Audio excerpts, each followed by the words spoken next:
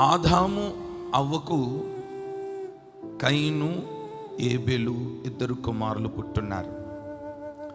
వీరిద్దరు మనస్సులో కోరిక ఏంటంటే మేము దేవునికి కానుకను సమర్పించాలి అని అనుకున్నారు.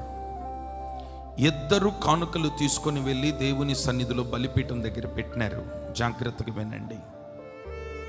ఈలోపు ఏబేలు యొక్క అర్పణను దేవుడు అంగీకరించున్నాడు, కయీను అర్పణను దేవుడు అంగీకరించలేదు.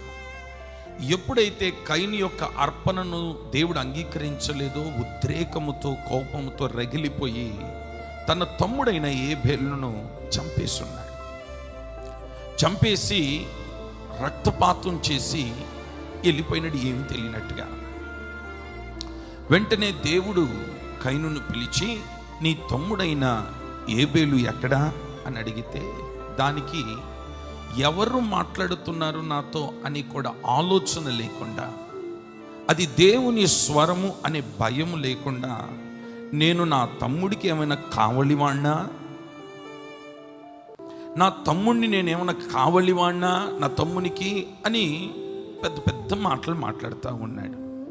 ఈ లోపు ప్రభు చెప్పిన మాట ఏంటంటే, నీ తమ్ముని యొక్క రక్తము మొరపెడుతుంది. వింటున్నారా? ఇక్కడ ఒక భక్తుడు లేదా ఒక నీతిమంతుడు మరణించున్నాడు. కానీ ఇతని రక్తం ఏం చేస్తుందంటే తెలుసా, తన అన్న నిమిత్తమై ఘోషిస్తుంది, మొరపెడుతుంది.